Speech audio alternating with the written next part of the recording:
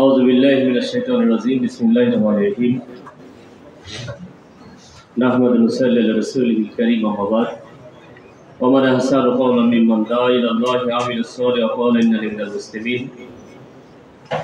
كنتم خير أمة أخرجت للناس تأمرون بالمعروف وتنهون عن المنكر রক্ত স্রোত শহীদ কাফেলা এদেশের পথহারা হাজারো ছাত্র জনতাকে সঠিক পথের দিশারি দিয়া সংগঠন দেশের আল্লাহর কালেমাকে স্কুলের প্রাঙ্গণ থেকে শুরু করে সংসদ ভবনে উড্ডয়ন করার একমাত্র সংগঠন এদেশের পথহারা লাখো যুবকের হৃদয়ের স্পন্দন এদেশের মেধাবী ছাত্র এবং আল্লাহওয়ালা ছাত্রদেরকে একমাত্র আল্লাহর পথে মুক্তি দেওয়ার সংগঠন আমাদের মতো হাজারো যুবককে অশ্লীল খারাপ পথ থেকে সরিয়ে আল্লাহ দ্বীনমুখী ইসলামমুখী তাহাজ্জুদমুখী বানানোর একমাত্র সংগঠন বাংলাদেশ ইসলামী ছাত্র শিবির চুয়াডাঙ্গা জেলা শাখা কর্তৃক আয়োজিত আজকের এই টিসি প্রোগ্রামের সম্মানিত সভাপতি বাংলাদেশ ইসলামী ছাত্র শিবির চুয়াডাঙ্গা জেলা শাখার সম্মানিত সভাপতি ছাত্রনেতা ভাই সাগর আহমেদ সম্মানিত আজকের 2 দিনব্যাপী টিসির সম্মানিত পরিচালক উপস্থিত সম্মানিত কেন্দ্রের দায়িত্বশীল ভাইরা একান্ত প্রিয় ছাত্র ভাইরা একান্ত প্রিয় সাথী ভাইরা আমরা আল্লাহ তাআলার দরবারে সকল মিলে শুকরিয়া আদায় করছি এই জন্য আল্লাহ রাব্বুল আলামিন 5 তারিখের পর 1 তারিখে যে সংগঠনকে বাংলাদেশ থেকে নিশ্চিহ্ন করার জন্য নিষিদ্ধ করা হয়েছিল সেই সংগঠনে এখন বাংলাদেশের 1 নম্বর সংগঠনে পরিণত হয়েছে আল্লাহ রাব্বুল আলামিন যে সুযোগ আমাদেরকে করে দিয়েছেন আমরা সকলে মিলে সেই আল্লাহ তাআলার দরবারে শুকরিয়া আদায় করছি সকলে মিলে পড়ছি আলহামদুলিল্লাহ শতকোটি দরুদ ও সালাম পাঠ করছি জনাবে মুহাম্মদ রাসূলুল্লাহ সকলে বলি সাল্লাল্লাহু আলাইহি ওয়াসাল্লাম সম্মানিত সাথী ভাইরা 2024 সালে 5 আগস্ট আমাদের জন্য কি শিক্ষা দিয়ে গেল আপনারা জানেন আমরা নিজেরা বাংলাদেশের কোনো মুক্তিযোদ্ধার কোনো পরিবারকে নিয়ে যদি কটাক্ষ করেছি টোটাল জাতি আমাদের বিরুদ্ধে অবস্থান নিয়েছে আপনারা জানেন আমরা 5 তারিখের আগে যদি একটি কথা দেশের স্বাধীনতা নিয়ে বলেছি পরের দিন সকল মিডিয়ায় আমাদের বিরুদ্ধে অপপ্রচার শুরু করেছে কিন্তু খেয়াল করেন 5 তারিখের পর প্রায় 5,000 কোটি টাকার ব্যয়ে শেখ মুজিবের মূর্তি আমরা একটাও ভাঙিনি কিন্তু বাংলাদেশে একটাও আর নাই এটা দ্বারা প্রমাণ হয় এই কাজ আমরা করিনি এই কাজ উপর থেকে আল্লাহ তাআলা আমাদের সাহায্য করেছেন সম্মানিত উপস্থিতি খেয়াল করুন আমরা যদি 5 তারিখের পরে নিজেরাই মূর্তির গায়ে হাত দিতাম এদেশের বাম রামরা আমাদের নামে অনেক রকম অপপ্রচার চালাতো আল্লাহ রাব্বুল আলামিন সেই অপপ্রচার থেকে আমাদেরকে রক্ষা করে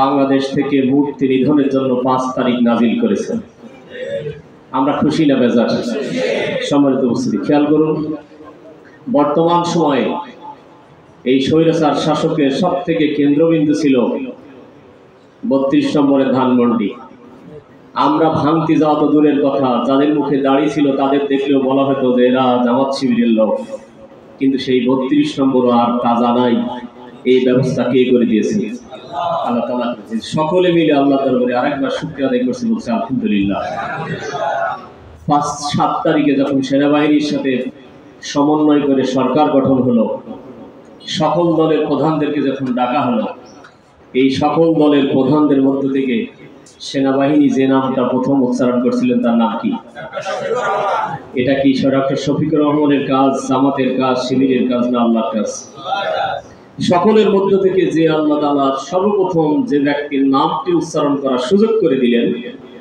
সে আল্লাহর দরবারে আরেকবার শুকরিয়া আদায় করি বলি আলহামদুলিল্লাহ এখন আমাদের প্রশ্ন হলো যে আমরা যারা এই আন্দোলনে আছি এই 5 তারিখের পরে আমাদের ভূমিকাটা কি বাড়ির পাশে 5 তলা একজন বাড়িওয়ালা মানুষ এই 5 তলা বাড়িওয়ালা মানুষ খুব আরামে সুখেই থাকে এর প্রশ্ন হলো আপনি আমি গরিব মানুষ আমার আর আপনার লাভটা কি আমার আর আপনার যদি লাভ থাকে তাহলে ওনার বাড়িতে আমি যদি থাকতে পারি তাহলে লাভ না আমি যদি বাড়ি করতে পারি তাহলে আমার লাভ সম্মানিত উপস্থিতি আমির জামাতের একটি বক্তব্য, যখন পৃথিবীর বিভিন্ন রাষ্ট্রপ্রধানরা, রাষ্ট্রদূতরা আমির জামাতের সামনে আসে, তখন আমির জামাতকে জিজ্ঞেস করে, what is the next plan to sharing the hold of leadership of Bangladesh.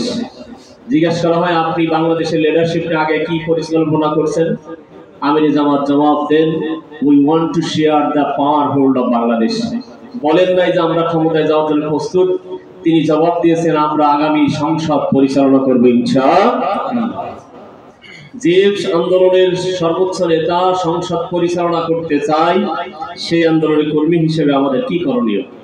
সম্মানিত উপস্থিতি, বর্তমান বিশ্বে ইসলামী আন্দোলন এবং ইসলামকে ঠেকিয়ে দেওয়ার জন্য ইসলামী আন্দোলন, বিশেষ করে 2014 সালে আমি একটা টিসিতে গিয়েছিলাম কেন্দ্রের, চট্টগ্রাম বিশ্ববিদ্যালয়ের একজন শিক্ষক বরকতুল্লাহ স্যার, নাম শুনেছেন আপনারা অনেকেই, ক্যারিয়ার এইড নামক একটা বই লিখেছিলেন।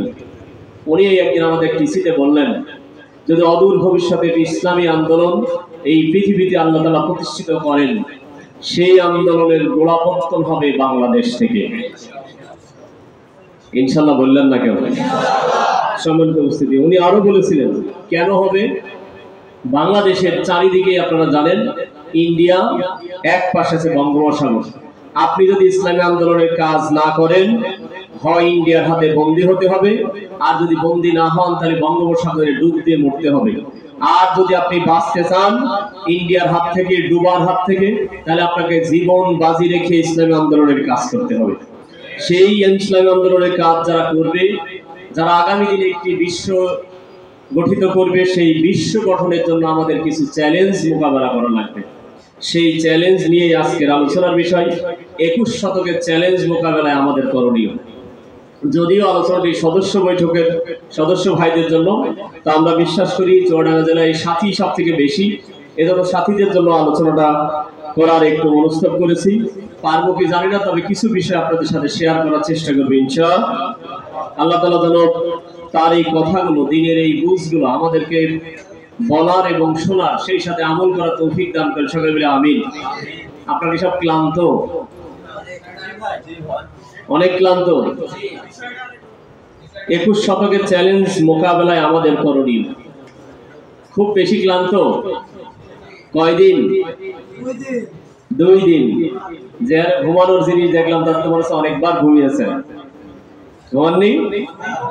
সকালে ঘুম থেকে ওঠেন 8টার পরে, একটু নাস্তা করেন, স্কুল তো এখন যাওয়া লাগে না, আবার 11টায় ঘুম, আবার দুপুরে এসে খাওয়া দাওয়া, আবার বিকালে ঘুম, তারপরে একটু সাংগঠনিক কাজ, রাত্রিবেলা ফেসবুক চালিয়ে ঘুমিয়ে পড়েন। এই অবস্থা থেকে ফিরে এসে সম্পূর্ণ নতুন একটা পরিবেশে 2 দিন ধরে এখানে বসে থাকা খুব কঠিন কাজ।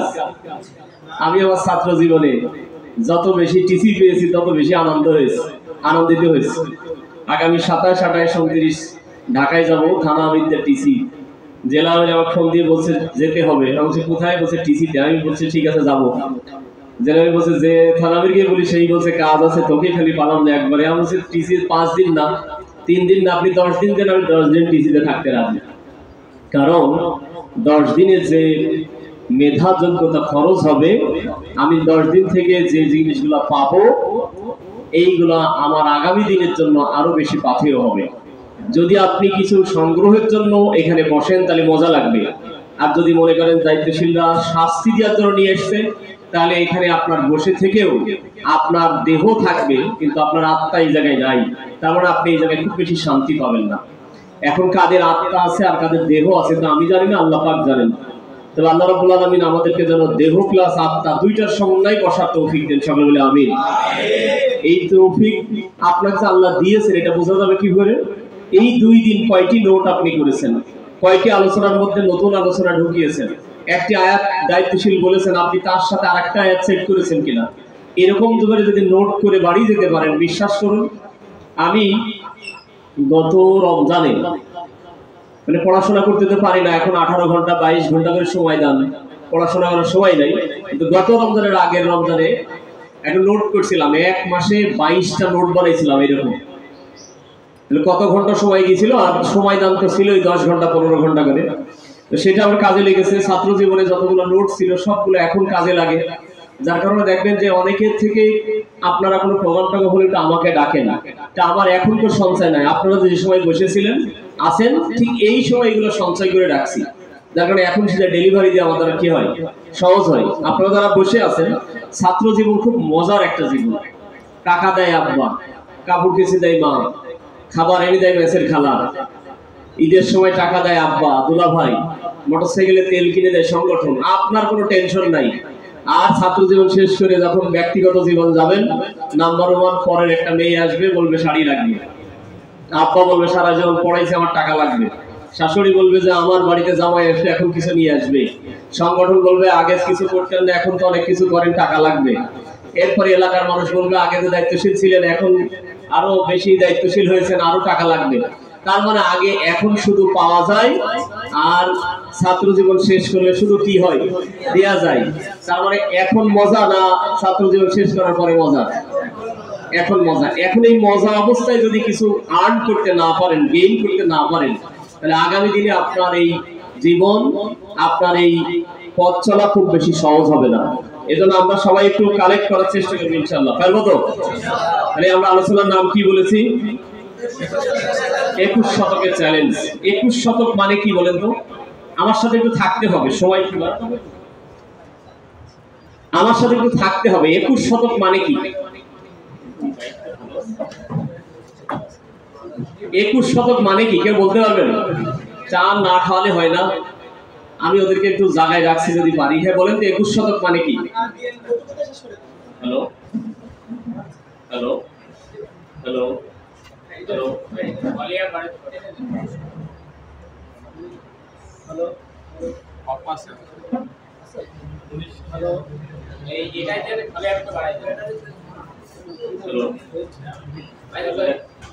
ঠিক আছে। 21 শতক মানে কি বলতো? 21 শতক, এই 21 শতকে আমাদের কি কি চ্যালেঞ্জ মোকাবেলা করতে হবে? আমরা যারা এখানে আছি আপনারা জানেন যে 21 শতক আসলে এটা একটি শতাব্দী। এই শতাব্দী এখন বিজ্ঞানের শতাব্দী। এটা আইসিটি বলা হয়। আইসিটি বোঝেন তো? ইনফরমেশন এন্ড কমিউনিকেশন টেকনোলজির যুগ। এখানে আরো কিছু বিষয় নতুন সংযোজন হয়েছে, যেটাকে আমরা চ্যাট জিপি, বোঝেন আপনারা কেউ? আরো নতুন নতুন কিছু আছে। কি আছে বলেন তো? জি বলেন, দুই একটা বলেন। কৃত্রিম বুদ্ধিমত্তা, কি বলা হয়? AI, artificial intelligence. এই আর্টিফিশিয়াল ইন্টেলিজেন্স কি, চ্যাট জিপি কি, বর্তমান পৃথিবীতে এত বেশি আধুনিক। আমরা আগে শুনতাম যে আমেরিকা নাসাই যে এরোপ্লেন পাঠায়, এর নাট ঢিল হয়ে গেলে নিচের থেকেই কি করে, টাইট দেয়। এটা কি সম্ভব? হ্যাঁ এটা সম্ভব। আমরা কালকে আমাদের মাদ্রাসায় একটা সিসিটিভি ক্যামেরা লাগাইছি। এই ক্যামেরা রাউন্ড হয়, মুভিং হয়। আমি রাত্রে বাসায় গিয়ে দেখলাম আছে একদিকে, আমার এই ক্যামেরায় ফোনে দেখাচ্ছে যে আপনি এটা মুভ করাতে পারবেন। তো আমার যেদিকে খুশি সেদিকেই কি করাতে পারছি, মুভ করাতে পারছি। যেহেতু একটা ক্যামেরা মুভ করানো যায়, তাহলে নাটও কি করা যায়, মুভ করানো সম্ভব। এখন যে বিশ্ব, যে আমেরিকা নাসার বিজ্ঞানীদের দ্বারা চাঁদে মানুষ পাঠিয়ে অথবা মঙ্গল গ্রহে থেকে বিভিন্ন জায়গায় যখন তারা বিভিন্ন নাট টাইটেছে মানুষ দিয়ে, তখন আমরা এখনো ইউনিটের বৈঠক ভালো করে করতে পারছি না। তার মানে এদের সাথে কি আমরা যারা এই অ্যানালগে আছি, এখনো যারা ফেসবুক চালাতে জানে না, এখনো যারা ইনস্টাগ্রাম চালাতে জানে না, তাদের দ্বারা কি ওদের সাথে এটা করা সম্ভব? খেয়াল করেন 2018 সালে ইসরায়েলের একজন, হামাসের একজন নেতা, পুরা নামটা মনে নাই, নেতানিয়াহু এইটুকু মনে আছে, পুরা নাম মনে নাই। হ্যাঁ না, উনি তো আরেকজন নেতা, ওনার নামের শেষেও নেতানিয়াহু আছে। তো উনি হামাসের জন্য ব্যাপক একটা সম্ভাবনাময় দায়িত্বশীল ছিলেন, নেতা ছিলেন, এবং খুবই এনার্জেটিক এবং আধুনিক সকল প্রকারের। হঠাৎ করে মোসাদের নাম শুনেছেন তো আপনারা? মোসাদ কাদের গোয়েন্দা সংস্থা? ইসরায়েলের।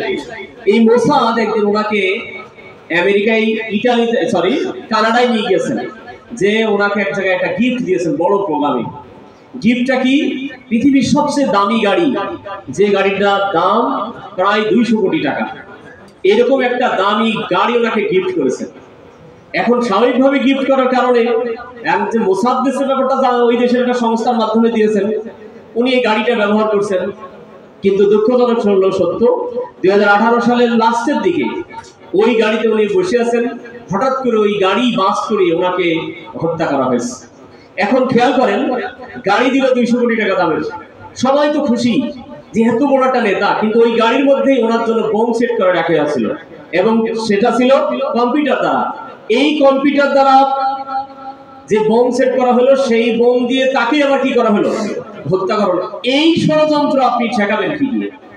আপনারা জানেন 2016 সালে যখন সিসি ক্ষমতায় আসলো, এই সিসি ক্ষমতায় আসার পরে, তার আগে কে ক্ষমতায় ছিল? আমাদের মুরসি। এই মুরসিকে ক্ষমতা থেকে সরানোর জন্য ইসরায়েলের সবথেকে সুন্দরী 10 জন নারীকে নিয়ে আসা হলো। এই 10 জন নারী নিয়ে এসে সেনাবাহিনী যিনি প্রধান আছেন তার থেকে শুরু করে আরো কঠিন যারা সব ভালো, তাদের সাথে কোনো এক পর্যায়ে নারীদের দিয়ে সম্পর্ক করালেন। এক পর্যায়ে 10 জন নারীকে এইডস রোগীর ভাইরাস প্রবেশ করালেন, এবং এই নারীগুলো জানতো যে আমাদের দেহে এইডস রোগ দেওয়া হচ্ছে। এক পর্যায়ে সেই এইডস রোগ নিয়ে ওই 10 জন সেনাবাহিনীর প্রধানের সাথে সম্পর্ক করালেন। এক পর্যায়ে তাদেরকে এইডস রোগে আক্রান্ত করালেন, এবং এই সিসি মোসাদের দ্বারা পরিচালিত হয়ে এই সেনাবাহিনীর দ্বারা কু করিয়ে এই সিসিকে ক্ষমতায় নিয়ে আসা হলো। এখন যারা এরকম করে বিশ্ব পরিচালনা করতে পারে, তাদের মোকাবেলায় দুই একটা ইউনিট কায়েম করে, যে একটা উপশাখা কায়েম করে, তাদের মোকাবেলায় বিশ্ব আন্দোলন টিকে থাকা কি সম্ভব? না। এরপরও আমরা টিকে থাকতে চাই, শুধুমাত্র কেবলমাত্র আমরা সাহায্য পাই কার কাছ থেকে? আল্লাহর। কিভাবে সাহায্য পাই? এত বাহিনী Hasina, RAB, police, BDR, army, গুন্ডা লীগ, ছাত্রলীগ, যুবলীগ, মহিলা লীগ, ছাত্র গুন্ডা, সকল বাহিনী ছিল। তারপরে আমরা দেখলাম 5 তারিখে সব বাহিনীকে বন্ধ করে আল্লাহ রাব্বুল আলামিন তাকে সরিয়ে দিলেন পৃথিবী থেকে। আমাদের আশার স্থল হচ্ছে পৃথিবীর যত উন্নত প্রযুক্তি হোক, আল্লাহ রাব্বুল আলামিন শেষ করে দিতে পারেন, কিন্তু তখন পারেন যখন আপনাকে বদর যুদ্ধের ঘটনা জানেন আপনারা, যে আল্লাহ রাসূল সাল্লাল্লাহু আলাইহি ওয়াসাল্লাম সাহাবীদেরকে বললেন, আল্লাহ রাসূলকে এসে বলছে, ইয়া রাসূলুল্লাহ, আমাদের কোনো অস্ত্র নাই। আল্লাহ রাসূল বলছেন, তোমরা খেজুরের ব্যাগও নাও হাতে করে। এখন বলেন তো, অস্ত্রের বিপক্ষে কি খেজুরের ব্যাগ দিয়ে কাজ হয়? কিন্তু আল্লাহ রাসূল সাল্লাল্লাহু আলাইহি ওয়াসাল্লামের এই হাদিস থেকে বোঝা গেল, একজন সাহাবী জিজ্ঞেস করছে, ইয়া রাসূলুল্লাহ, আমি কেন খেজুরের ব্যাগ নেব কেন? আল্লাহ রাসূল সাল্লাল্লাহু আলাইহি ওয়াসাল্লাম বলছেন, মনোবলটা চাঙ্গা রাখো। এই মনোবল চাঙ্গা রাখেন,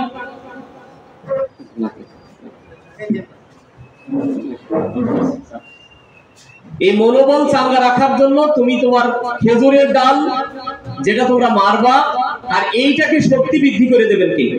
আল্লাহ তাআলা। সম্মানিত উপস্থিতি, আমরা জানি রাজশাহী বিশ্ববিদ্যালয় 1979 সালের ঘটনা, শহীদ রবিউল ইসলাম ভাই তার ঘটনার মধ্যে লিখেছেন এরকম, যে 1979 সালে যখন শিবিরের আমরা মিছিল দিচ্ছি, অনলি 6 জন ভাই প্রতিষ্ঠা বার্ষিকী পালন করছিল।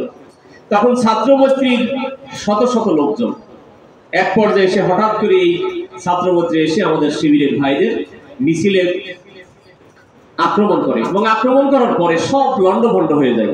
ওখানে মানুষ ছিল 20 থেকে 40 জন, কিন্তু যারা আক্রমণ করেছিল তাদের সংখ্যা ছিল 400-500। এক পর্যায়ে শিবিরকে বিশ্ববিদ্যালয় থেকে বের করে দেয়। এই বের করে দেওয়ার পরে রবিউল ইসলাম ভাই সহ কয়েকজন ভাই সিদ্ধান্ত নিলেন, আজকে যদি মতিহারের সবুজ চত্বর থেকে আমরা বেরিয়ে যাই, তাহলে আমাদের তো আর একটা দিন এখানে ফিরে আসতে পারবো না। তখন অনলি 6 জন ভাই সিদ্ধান্ত নেয়, হয় আমরা এখানে শাহাদাত বরণ করব, না হলে আল্লাহর কালেমার শিবিরের এই কালেমার পতাকাকে আমরা অবশ্যই এখানে উড়াবো। ওনারা 6 জন ভাই সিদ্ধান্ত নিলেন, হয় শিবির আজকে থাকবে, না হলে শিবির এখান থেকে বিদায় নেবে।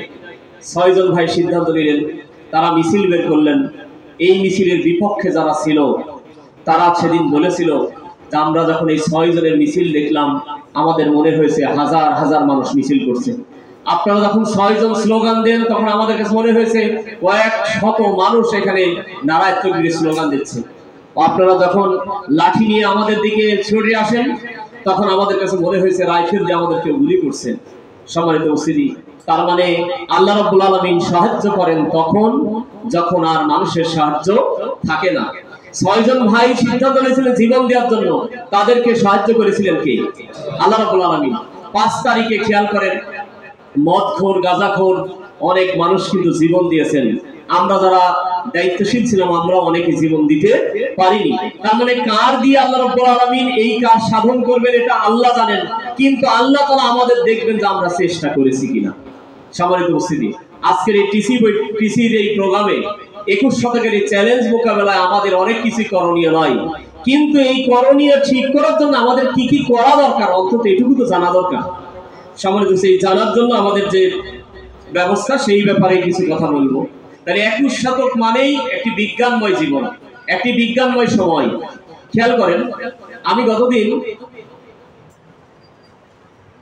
মাসুম বিল্লাহ ভাইকে চেনেন আমাদের, মাসুম বিল্লাহ ভাই ৮,০০০ টাকা খরচ করে একটি পোস্ট জেলা আমির এবং রাসেল ভাই বুস্ট করছিলেন।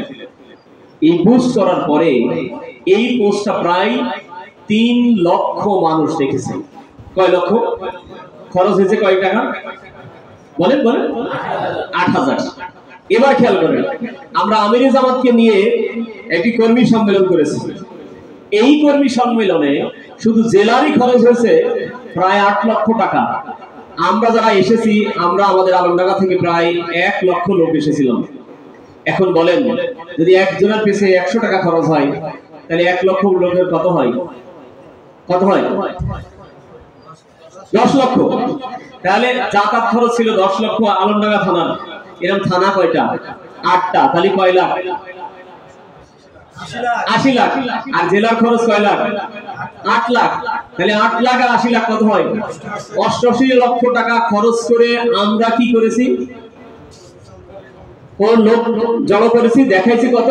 3 লক্ষ মতো সব মিলে। তাহলে 3 লক্ষ লোকের কাছে সংবাদ পৌঁছানোর জন্য আমাদের খরচ হয়েছে 88 লক্ষ টাকা, আর 3 লক্ষ লোকের কাছে মেসেজ পৌঁছাতে খরচ হয়েছে 8,০০০ টাকা। এখন আপনি যদি শুধু বাস্তবে খরচ করেন টাকা খরচ বেশি হবে, মেসেজ পৌঁছাবে কি কম। কিন্তু অনলাইনের জগতে যদি আসেন তাহলে টাকা খরচ কম হবে, মেসেজ পৌঁছাবে। এখন আপনি যদি আজও এটা না জানেন তাহলে 21 শতকের এই চ্যালেঞ্জ মোকাবেলা ইসলামী আন্দোলন প্রতিষ্ঠা করা কখনো সম্ভব হবে না। সম্মানিত উপস্থিতি, এই 21 শতকের আমাদের যেটা সবথেকে বড় চ্যালেঞ্জ সেটা হচ্ছে অস্ত্রের ব্যবহার। আপনারা জানেন হিরোশিমা নাগাসাকিতে যে অস্ত্র ব্যবহার করা হয়েছিল সেখানে প্রায় 2 লক্ষ মানুষ নিহত হয়েছিল। কয় লক্ষ? এই হিরোশিমা এবং নাগাসাকিতে যে বোমা মারা হয়েছিল, এই 2টা বোম মারা হয়েছিল, এই 2টা বোমেই এত বেশি বিষাক্ত ছিল এখনো হিরোশিমা এবং নাগাসাকিতে কোনো মানুষের জন্ম হয় না, যদি জন্ম হয় বিকলাঙ্গ হয়। খেয়াল করেন, পরিসংখ্যান বলছে যে হিরোশিমা নাগাসাকিতে যে বোমা মারা হয়েছিল এরকম বোমা না, শুধু রাশিয়ার হাতে এখন বোমা আছে 8,000। কয় হাজার?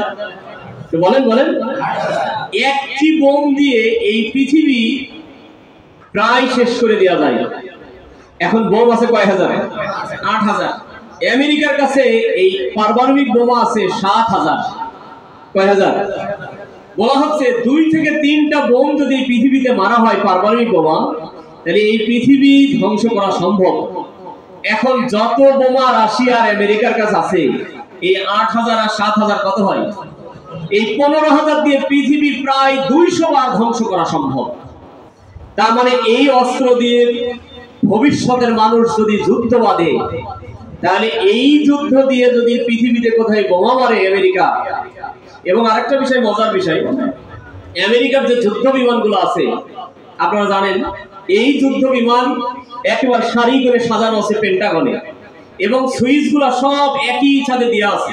যে কোনো রাষ্ট্র যদি আমেরিকার বিরুদ্ধে কখনো কোনো কারণে এই জায়গাতে দেখে যে আমেরিকাকে আক্রমণ করছে, তাহলে এই সুইচগুলো তাদের টিপা লাগবে না, একবারে অটো সুইচ একটা টিপে সবগুলো কি হয়ে যাবে। আপনারা জানেন সাইবেরিয়া থেকে যখন পাখি আসে দেখবেন হাজার হাজার কিলোমিটার দূরে পাখি একেবারে লাইন দিয়ে যায়। এখন বলেন তো, কোনো এক কারণে যদি এই সাইবেরিয়ার পাখি দেখে আমেরিকা যিনি এটা পরিচালনা করেন যদি মনে করে আমেরিকায় আক্রমণ হচ্ছে, আর একবার যদি এই সুইচ টেপে, তাহলে এই পৃথিবী কয়েকবার ধ্বংস করা সম্ভব। বলেন তো এই অস্ত্রগুলা মুসলিমদের হাতে না বিধর্মীদের হাতে? এখন এইরকম একটি শক্তিশালী রাষ্ট্রের বিরুদ্ধে ইসলামী আন্দোলন যদি দাঁড়িয়েও যায় আর তারা যদি আমাদের বিপক্ষে থাকে, তাহলে আমরা কি সেই জায়গায় দাঁড়াতে পারবো? তাহলে এই বিশাল সাম্রাজ্যের বিরুদ্ধে ছাত্র শিবিরের কি শুধু সাথী হওয়াটাই সব? শুধু কি একটি উপশাখা কায়েম করাই কি সব? আপনি তো এই অস্ত্রের মোকাবেলা তো দূরের কথা, আজ পর্যন্ত তো একটি অস্ত্র ব্যবহার করতে হয় কিভাবে, অস্ত্র আছে কত, আমরা যারা সাথী তারা কি বলতে পারেন? না, বলতেও পারেন না। তাহলে এই পৃথিবী সম্পর্কে আমাদের কোনো ধারণা নাই। তাহলে 21 শতকের এই চ্যালেঞ্জ মোকাবেলায় এই অস্ত্রের মোকাবেলা কিভাবে করবেন? তার মানে রাশিয়া আর আমেরিকার অস্ত্র দিয়েই এই পৃথিবী কয়েকবার কি করা যায়? ধ্বংস করা যায়। সম্মানিত উপস্থিতি, আমরা যারা এখানে উপস্থিত আছি, আল্লাহ রাব্বুল আলামিন আমাদের এই পৃথিবী ধ্বংস করবেন কি করবেন না, এটা আমাদের উপর নির্ভর করে না, আল্লাহর উপরে। আল্লাহর উপরে। আল্লাহ রাসূল সাল্লাল্লাহু আলাইহি ওয়াসাল্লামের কাছে একজন সাহাবী এসে বলছেন, ইয়া রাসূলুল্লাহ, আমার এই উটটি আমি রেখে গেলাম, আপনি আল্লাহর কাছে দোয়া করেন আমার উটটা যেন কি না হয়, চলে না যায়। আল্লাহ রাসূল কি বললেন? আগে উটটা বাঁধো, তারপরে তুমি আল্লাহর কাছে দোয়া করো। এখন আপনি এই বিরাট অস্ত্রের মোকাবেলায় আপনি তো আগে কি করবেন? অস্ত্র তৈরি করবেন, তারপরে আল্লাহ রাব্বুল আলামিন ইচ্ছা করলে আপনার বিজয় দিতেও পারেন, নাও দিতে পারেন। এখন একেবারেই আপনার নাই, তাহলে কি এদের মোকাবেলায় আমরা থাকতে পারবো? তাই ছাত্র শিবির আগামী দিন ইসলামী আন্দোলন প্রতিষ্ঠার জন্য আমাদেরকে এরকম বিজ্ঞানী হতে হবে, এরকম মানসিকতা নিয়ে থাকতে হবে। এখন বলেন তো, এই অস্ত্র তৈরি করা কি কোনো ব্যক্তির দ্বারা সম্ভব? ব্যক্তির দ্বারা সম্ভব কিনা? না। এই অস্ত্র কারা তৈরি করবে? অবশ্যই রাষ্ট্রীয় ভাবে তৈরি করতে হবে। তাহলে আপনাকে যদি এই রাষ্ট্রীয় ক্ষমতায় নিতে হয়, শুধু বাংলাদেশ থেকে যদি আপনি অস্ত্র তৈরি করতে যান, আপনাকে অস্ত্র তৈরি করতে দেবে না। তার মানে বিশ্বব্যাপী ইসলামী আন্দোলন প্রতিষ্ঠা না হলে আপনি এই অস্ত্রের মোকাবেলায় ইসলামী রাষ্ট্র দাঁড় করাতে পারবেন না। তার মানে আপনাদের আর আমাদের কত চ্যালেঞ্জ মোকাবেলা করে আগামী দিন ইসলামী আন্দোলন করতে হবে, এটা একটা স্মরণ রাখা দরকার। সম্মানিত উপস্থিতি, আপনারা জানেন পৃথিবীর সব থেকে বেশি অস্ত্র বিক্রি করে কোন দেশ? আমেরিকা। এই অস্ত্র বিক্রির বলা হচ্ছে আমাদের তাদের যে বাজেট হয়, এই বাজেটের ম্যাক্সিমাম 70% আয় আসে তাদের অস্ত্র বিক্রি থেকে। আর আমাদের দেশে যে সেনাবাহিনীর জন্য আমরা যে খরচ করি, এই খরচের ম্যাক্সিমাম প্রায় 15 থেকে 20% খরচ হয় অস্ত্রের কাজে। তার মানে অস্ত্রের এই ব্যবসা দেখবেন আমেরিকা নিজেই বলবে অস্ত্র তৈরি করা যাবে না, আবার ওনারা যখন অস্ত্র তৈরি করবে তখন বলবে অস্ত্র তৈরি যাবে আমাদের কাছ থেকে কিনতে হবে। তার মানে তারাই অস্ত্র তৈরি করবে, আবার তারাই কি করবে? বিক্রি করবে। আরেকটি মজার ঘটনা খেয়াল করবেন, আগে একটা টেলিভিশন কিনলে লাইফ টাইম চলতো, 10 বছর 20 বছর 50 বছর নষ্ট হতো না। কিন্তু জানেন কি জানি না, এখন একটা টেলিভিশন কিনলে একটা লাইফ টাইম আছে, বলা হচ্ছে 20,000 ঘন্টা। 20,000 ঘন্টা চলার পরে অটোমেটিক্যালি টেলিভিশনটা কি হয়ে যাবে? নষ্ট হয়ে যাবে। আগে একটা ফোন কিনলে 10 বছর 5 বছর যেত, কিন্তু এখন একটা ফোন কিনলে দেখবেন 2-2.5 বছর যাওয়ার পরে এই সমস্যা সে সমস্যা। তাহলে এটা কি আছে? লাইফ টাইম আছে। আমার ঘরে আরএফএল এর একটা সুইচ লাগালাম, লাগিয়ে দেখছি প্যাকেটের গায়ে লেখা আছে 50,000 বার সুইচটা দেওয়া যাবে। তার মানে 50,000 বার চলার পরে অটোমেটিক্যালি সুইচটা কি হবে? নষ্ট হবে। এখন আপনি ইসলামী আন্দোলন প্রতিষ্ঠা করলেন, কিন্তু এরকম হাজারো অস্ত্র দিয়ে আমাদেরকে কিন্তু তারা কি করবেন? তার মানে আমরা ইনকাম করবো আর ওনারা শুধু কি করবেন? খরচের ব্যবস্থা করে দিয়েছেন। আর এইগুলো মোকাবেলা করতে হলে আপনাকে শুধু কি সাথী হলেই হবে, নাকি এরকম জনশক্তি তৈরি করা লাগবে? এরকম জনশক্তি তৈরি করা লাগবে। সম্মানিত উপস্থিতি, দ্বিতীয় যে বিষয়টা সেটা হচ্ছে আমাদের দেশে এই অস্ত্র কিনে সব থেকে বেশি খুন হয়। কি হয়? খুন হয়। বলা হচ্ছে বাংলাদেশের পৃথিবীতে যত যুদ্ধ হয়েছে, এই যুদ্ধে সব থেকে বেশি হত্যা করেছে বিধর্মীরা। দ্বিতীয় বিশ্বযুদ্ধ যখন হয়, বলা হচ্ছে দ্বিতীয় বিশ্বযুদ্ধে মানুষ নিহত হয়েছে প্রায় 2 কোটি মানুষ। কয় কোটি? এবং এই 2 কোটি মানুষের ম্যাক্সিমাম হত্যা করেছে হিটলার। এখন বলেন তো, হিটলার কি মুসলিম ছিল? না, মুসলিম ছিল না। আপনারা জানেন ইরাকে যখন যুদ্ধ হলো, এই যুদ্ধে একদিনেই 20,000 গড় মানুষ 20,000 হত্যা করা হয়েছে। একটি মানুষও জানে না যে তাদের কেন হত্যা করা হচ্ছে। তার মানে এরকম খুন গুম হত্যার রাজনীতি মুসলিমরা করে না, কারা করে? যারা বিধর্মী তারা করে। আমাদের দেশের খেয়াল করেন, প্রতিদিন গড়ে 3 জন করে হত্যা হয়। বলেন তো এই হত্যা কি স্বাভাবিকভাবে হয় না অস্বাভাবিকভাবে হয়? অস্বাভাবিকভাবে হয়। আপনারা জানেন যে আমাদের দেশে যত হত্যা হয়, এই হত্যার 3টা উল্লেখযোগ্য কারণ আছে। একটা হচ্ছে অর্থের কারণে হয়, একটা নারীর কারণে হয়, আর একটা মাদকের কারণে হয়। তার মানে যতগুলো হত্যা হয় এটা সব ইসলাম বিদ্বেষের কারণে হয়। তার মানে এই হত্যাগুলো যদি আপনাকে প্রতিরোধ করতে হয়, তাহলে আপনাকে মাদক প্রতিরোধ করা লাগবে, আপনাকে অর্থনৈতিক ব্যাপারে প্রতিরোধ করা লাগবে, আপনাকে নেশা যেগুলো আছে সেগুলো প্রতিরোধ করা লাগবে, এবং নারী ঘটিত কারণে দেখবেন প্রতিরোধ করা লাগবে। তার মানে আমরা যদি আগামী বিশ্ব নেতৃত্ব দিতে চাই, তাহলে এই যে খুন গুম হয়, এই খুন গুমের অন্যতম একটি লক্ষ্য উদ্দেশ্য হচ্ছে যারা এই পৃথিবীতে পরিচালনা করে ইহুদিরা, এরা চায় পৃথিবীর সকল মানুষ, হিন্দু বৌদ্ধ খ্রিস্টান সব মারা যাক, আমরা শুধু জীবিত থাকবো। যার কারণে তারা এই পৃথিবীতে হত্যার একটি রাজনীতি চালু হয়েছে। এই হত্যা এবং খুনের রাজনীতি যদি আপনি প্রতিহত করতে না পারেন, আগামী দিন যে চ্যালেঞ্জ আসছে, এই চ্যালেঞ্জ মোকাবেলায় ইসলামী আন্দোলন সুদৃঢ়ভাবে দাঁড় করানো সম্ভব হবে না। সম্মানিত উপস্থিতি, 3 নম্বর যে বিষয়টি বলতে চাচ্ছি সেটা হচ্ছে নেশা। আপনারা জানেন বর্তমান বাংলাদেশে নেশায় এমন কোনো সন্তান নাই যে নেশা করে না। এখন বলবেন আমরা তো নেশা করি না, আমরাও নেশার সাথে যুক্ত হয়ে গেছি। কিভাবে? আপনি আপনার আব্বাকে খুন করতে রাজি, কিন্তু আপনার আইফোন ছাড়তে রাজি নয়।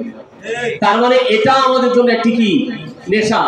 আপনার বয়স 18 বছর, আপনার আব্বাকে বলছেন, আব্বা আমাকে যদি ফোন মোটরসাইকেল না কিনে দাও তাহলে তোমার কিন্তু খবর আছে। গত 5 দিন একটা ফ্যামিলিতে 3 জন নিহত হয়েছে এই মোটরসাইকেলের কারণে। তার মানে মোটরসাইকেল আমাদের জন্য একটি কি নেশা, ফোন আমাদের জন্য একটি কি নেশা, বাড়িতে ওয়াইফাই দিতে হবে এটা আমাদের জন্য একটি কি নেশা। সম্মানিত উপস্থিতি, বিশ্বে যদি জ্ঞান অর্জন করতে চান, এই নেশা থেকে আপনাকে আমাকে ফিরে আসতে হবে। জাকির নাইকে জিজ্ঞাসা করা হয়েছে যে আপনি যে এত জ্ঞানী, আপনার ফেসবুক আইডি কয়টা আছে? উনি কি সুন্দর করে জবাব দিলেন যে আমি একটি ফেসবুক আইডি খুলছিলাম, কিন্তু এটা এখন চালু কিনা আমি আর জানি না, ও ফেসবুকের খোঁজও আমি আর জানি না। আমি বলছি না যে আপনি ফেসবুক ব্যবহার করবেন না, কিন্তু খেয়াল করেন আপনি এমন এক নেশায় পড়েছেন যে দিনের মধ্যে 5 বার ফেসবুকে না গেলে যেন আপনার দিনই চলে না। তাহলে যারা নেশা করে তারা নেশা না করলে যেমন বাঁচে না, ঠিক আপনি আপনার পড়া হোক আর না হোক ফেসবুক না চালালে তাহলে ফেসবুকটা আপনার কাছে কি হয়ে গেল? এখন 21 শতকের চ্যালেঞ্জ মোকাবেলায় এই ফেসবুককে নেশা বানানো যাবে না। দুঃখজনক হলো সত্য, বাংলাদেশ জামাত ইসলামী মুরব্বীদের সংগঠন, কিন্তু ইদানিং মনে হচ্ছে যে জামাত ইসলামী যারা করে আপনাদের থেকে অনেক স্মার্ট। আমার জানা মতে সকাল থেকে এখনো আপনারা 5 জন মিলে এই প্রোগ্রামটা লাইভ প্রকাশ করতে পারেননি। তার মানে ফেসবুক আপনি ব্যবহার করলেও কাজের জন্য ব্যবহার করেন না। কালকের থেকে এখানে প্রোগ্রাম চলছে, 5 তারিখের আগে তো আমরা দিতে পারতাম না। রাত্রে যখন ঘুমাইছেন 2টা ছবি লিখে দিয়েছেন যে দিনব্যাপী শিক্ষা শিবির বাংলাদেশ জামাত ইসলামী ছাত্র শিবির চুয়াডাঙ্গা জেলা। তার মানে আপনি ফেসবুক ব্যবহার করার নেশা বানিয়ে ফেলেছেন, কিন্তু ভালোর পক্ষে ব্যবহার করার কাজ আপনি এখন করতে পারেননি। তো যারা এই ফেসবুককে নেশা বানিয়ে ফেলেছেন, তারা আগামী ভবিষ্যতে ইসলামী আন্দোলনকে কিভাবে আপনি দূরে নিয়ে যাবেন? সম্মানিত উপস্থিতি, তাহলে এই নেশা বানানো, এটা পরিসংখ্যান দেখেন, বলা হচ্ছে আগামী 2015 সালে একটা পরিসংখ্যান বলছে যে আমাদের দেশে নেশাগ্রস্ত মানুষ আছে 15 লক্ষ। দুঃখজনক হলো সত্য, তারা আবার পড়ালেখা করে। তার মানে ছাত্রদের ভিতরে নেশাগ্রস্ত মানুষ কত? 15 লক্ষ। এবং 2015 সালের রিপোর্ট। এখন 2025 সালে কি হবে আমি জানি না। আমি 2021 সালে একবার ঢাকাতে গেলাম, সংসদ ভবনের পাশে, যে সংসদ ভবন দেখবেন মৎস্য মোড় বলে একটা মোড় আছে, মৎস্য ভবন, ওর পাশে দেখবেন বিরাট একটা চত্বর আছে। তা আমার এক ছোট ভাইয়ের সাথে আমি ওই চত্বরে বসে আছি, হঠাৎ দেখছি গাঁজার গন্ধ। তাই বলছি যে আমি একেবারে না জানার পুরাই আমি জানছি না, আমি বলছি যে ঢাকা শহরে আবার গাঁজার গন্ধ কেন? তো আমাকে ডেকে বলছে এখানে যত মানুষ সিগারেট খাচ্ছে, কেউ সিগারেট খাচ্ছে না, সবাই গাঁজা খাচ্ছে। তাহলে এখানে গাঁজা আসবে কি করে? বলছে এখানে যত ছাত্র আসে, আমরা দুইজন বাদে এখানে যারা বসে আছে সবাই হয় ব্যবসা করে আর না হলে খাওয়ার জন্য আসছে। আমরা সব ছাত্র, বলছি ছাত্ররাই সব গাঁজা খায়। তার মানে এই যে 15 লক্ষ মানুষ, 15 সালে বলছিলাম যে 15 লক্ষ মানুষ গাঁজার সাথে যুক্ত যারা ছাত্র। এখন বলে 2025 সালে কি অবস্থা? কালকে পুলিশের কাছে একটা মিটিং ছিল আমার সাথে, উপজেলা মানে ইউনো প্লাস ওসি সাহেবের সাথে। এক পর্যায়ে আমি বললাম যে স্যার এই মাদক ঠেকানোর জন্য কি করা যায়? তো আমাকে বললো যে আপনি বলেন। আমি বললাম যে যারা আপনারা সত্যিকার অর্থেই মাদক নষ্ট করতে চান, মাদক বাতিল করতে চান, আমাদের সাথে আমাদের বন্ধু সংগঠনের কিছু লোকজন ছিলেন, তারা বললেন যে না, মাদক যারা ব্যবসা করে, যারা খায় তাদেরকে ধরা যাবে না, তাদেরকে গ্রেফতার করতে হবে, ধরতে হবে। ওসি সাহেবকে খুব রাগারাগি করলেন যে না, ওসি সাহেব এবারে সচেতন না, উনি ধরে না, সব দোষ ওসিকে দিলেন। তখন আমি ওসি সাহেব বক্তব্য শুরুতেই বললেন আমি কালকের থেকে ধরবো গাঁজা, কিন্তু কেউ সুপারিশ করতে পারবেন না। তো যাক, এক পর্যায়ে এসে আমরা তাদেরকে বললাম যে তাহলে গাঁজা যারা খায়, যারা ব্যবসা করে, তাদেরকে একটা তালিকা করে টাঙাই দেওয়া হোক। তো ওখানে যারা উপস্থিত ছিলেন আমাদের বন্ধু সংগঠনের, বুঝতে পারছেন কারা, ওনারা বলছেন না, এটা আর করার দরকার নাই। সম্মানিত উপস্থিতি, এইরকম যদি নেশার আমরা দেখি তাহলে অসংখ্য বিষয় সে জায়গায় যুক্ত আছে। এই নেশার থেকে জাতিকে বাঁচাতে হলে বাংলাদেশ ইসলামী ছাত্র শিবিরকে একটি গুরুত্বপূর্ণ ভূমিকা পালন করতে হবে। সম্মানিত উপস্থিতি, আরেকটি বিষয় যেটা আছে 21 শতকের চ্যালেঞ্জের জন্য আমাদের জন্য খুবই মারাত্মক, সেটা হচ্ছে যৌনাচার। আপনারা জানেন ইদানিং আমাদের যত সাথী পদ বাতিল হয়, সদস্য পদ বাতিল হয়, সবগুলো অনৈতিকতার কারণে। এই অনৈতিকতার এত বেশি ছয়লাভ, আপনি ফোন খোলার সাথে সাথে অনৈতিক জিনিস চাওয়া লাগে না, অটোমেটিক্যালি চলে আসে। সম্মানিত উপস্থিতি, একটি জিনিস খেয়াল রাখবেন, আমরা এখনো ভারতের থেকে মুক্ত হয়ে আমরা কি স্বাধীন হয়েছি? একটু জিনিস খেয়াল রাখবেন, আমরা কিন্তু এখনো স্বাধীন হইনি। আগে আমাদেরকে ভারত স্বাধীন করত, শাসন করত, এখন কিন্তু আমাদেরকে আমেরিকা শাসন করবে। তার মানে জাতিগতভাবে আমরা এখনো কি হয় নাই, স্বাধীন হয় নাই। এখন এই আগের দিনে দেখবেন কোন জিনিস যদি আসতো, সেই জিনিসটা আসতে একটু দেরি লাগতো, কিন্তু এখন যৌনাচারের যে বিষয়গুলো আছে, আপনার ফোনগুলোর সাথে সাথে ফেসবুক, ইনস্টাগ্রাম, হোয়াটসঅ্যাপ সবগুলোতেই অ্যাড আকারে চলে আসে। এই কঠিন একটা অবস্থা থেকে আমাদেরকে ফিরে থাকতে হলে কেমন ইসলামী বিধান পালন করা দরকার, নৈতিকতা কেমন থাকা দরকার, এইগুলো আমাদের এই 21 শতকের চ্যালেঞ্জের জন্য একটি গুরুত্বপূর্ণ বিষয়। সর্বশেষ যে বিষয়টি বলতে চাই সেটা হচ্ছে ইসলাম ফোবিয়া। আপনারা জানেন কিছুদিন আগে নারী কমিশন যে বিষয়টা আমাদের সামনে বলেছেন, এই নারী কমিশনের বিরুদ্ধে আরেকটি নারী কমিশন, যেটা আমাদের মেয়েরা, আমাদের মারা, আমাদের বোনরা বলছেন এই নারী কমিশনে যারা, নারী কমিশনের যে ফিচার গুলা দেওয়া হয়েছে, যারা নারী কমিশনের ফিচার দিলেন তারা নিজেরাই এর বিপক্ষে। তার মানে নারীর অধিকারের জন্য কথা বলে না। যারা কমিশনে আছে, যারা নিজেরাই নিজেদের কথা বলে না, এরকম একটি অবস্থায় যদি আমরা এইটাকে স্বাভাবিকভাবে গ্রহণ করি, তাহলে অদূর ভবিষ্যতে এরাই ইসলামের বিরুদ্ধে সবথেকে বেশি কাজে লাগাবে। সম্মানিত উপস্থিতি, এখন এরকম খুন, গুম, অস্ত্র, রাহাজানি, ক্ষুধা, অনেকগুলা বিষয় আছে। এই সবগুলা বিষয় থেকে জাতিকে বাঁচানোর জন্য আমাদের কি করণীয়? আল্লাহ রাব্বুল আলামিন সূরাতুন নিসার 65 নম্বর আয়াতে আমাদের জন্য বলেছেন, তোমাদের কি হলো, তোমাদের কাছে আল্লাহর পথে অসহায় নারী, শিশু, যাদেরকে হত্যা করা হচ্ছে, যারা দুর্বল, নির্যাতিত হচ্ছে, তারা আল্লাহর কাছে ফরিয়াদ করছে, হে আমাদের রব, এই জনপদ থেকে আমাদেরকে ও জনপদবাসীদেরকে আমাদের থেকে রক্ষা করো, এমন একজন নেতা, এমন একজন অভিভাবক পাঠাও যারা আমাদেরকে হেফাজত করবে। সম্মানিত উপস্থিতি, বাংলাদেশ ইসলামী ছাত্র শিবির, আমি বিশ্বাস করি আল্লাহ রাব্বুল আলামিনের নিয়ামত প্রাপ্ত সংগঠন, এই সংগঠনের সাথীদেরকে আগামী দিনের এই ফরিয়াদ, শিশু, খুন, ঘুম, ধর্ষণ থেকে এই জাতিকে, এই বিশ্বকে বাঁচাতে হলে আমাদেরকে অবশ্যই সিদ্ধান্ত নিতে হবে। আর এই সিদ্ধান্ত যদি আমরা না নিতে পারি, বিশ্বাস করুন 21 শতকের যে চ্যালেঞ্জ আছে, এই চ্যালেঞ্জ মোকাবেলায় ইসলামী আন্দোলন এবং ইসলাম, বিশেষ করে জামাত ইসলামী যে ভিশন নিয়েছেন আগামী নির্বাচনে সরকার গঠন করবে, সেটা আমাদের জন্য অনেক কঠিন হয়ে যাবে। আসুন বাংলাদেশ ইসলামী ছাত্র শিবিরের সাথীদেরকে বলতে চাই, আগামীর এই সংসদ নির্বাচনে এবং আগামী দিনে বিশ্ব ইসলামী আন্দোলন প্রতিষ্ঠায় আগামী দিনের 21 শতকের চ্যালেঞ্জ মোকাবেলায় যে বিষয়গুলো আমাদের কাছে চ্যালেঞ্জ হিসেবে আছে, এই চ্যালেঞ্জ হিসেবে গ্রহণ করে আগামী দিনের মোকাবেলায় কি কি করণীয় দরকার সেই বিষয়গুলো নির্ধারণ করে ইসলামী আন্দোলন চুয়াডাঙ্গার এই ময়দানকে উর্বর ময়দানে পরিণত করা তৌফিক যেন আল্লাহ তাআলা দান করেন। সকলে বলে আমিন। ওয়া মা তৌফিক ইল্লা বিল্লাহ। আসসালামু আলাইকুম ওয়া রাহমাতুল্লাহি ওয়া বারাকাতুহু।